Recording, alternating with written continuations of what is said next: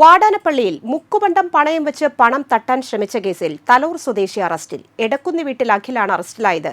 ഏങ്ങണ്ടിയൂർ ആയിരംകണ്ണി ക്ഷേത്രത്തിനു സമീപം പ്രവർത്തിക്കുന്ന അക്ഷയ ഫിനാൻസിയേഴ്സ് എന്ന സ്ഥാപനത്തിൽ മുക്കുപണ്ടം പണയം വെച്ച് പണം തട്ടിയെടുക്കാൻ ശ്രമിച്ച സംഭവത്തിലാണ് ഇയാൾ പിടിയിലായത്. വെള്ളിയാഴ്ച വൈകിട്ട് 4 മണിയോടെ അഖിലും വാടാനപ്പള്ളി പോലീസ് സ്റ്റേഷനിലെ റൌഡിയുമായ തൃത്തല്ലൂർ സ്വദേശി മാളൂത്ര വീട്ടിൽ രഘുവും ചേർന്ന് ആസൂത്രിതമായി അക്ഷയ ഫിനാൻസിലെത്തി 7.8 ഗ്രാം തൂക്കം വരുന്ന മുക്കുപണ്ട വളകൾ യഥാർത്ഥ സ്വർണമാണെന്ന് ധരിപ്പിച്ച് പണയം വെക്കാൻ ശ്രമിച്ചു. ഈ പണ്ടം കാണിച്ച് സ്ഥാപനത്തിൽ നിന്ന് 76,000 രൂപ തട്ടിയെടുക്കാനായിരുന്നു ശ്രമം.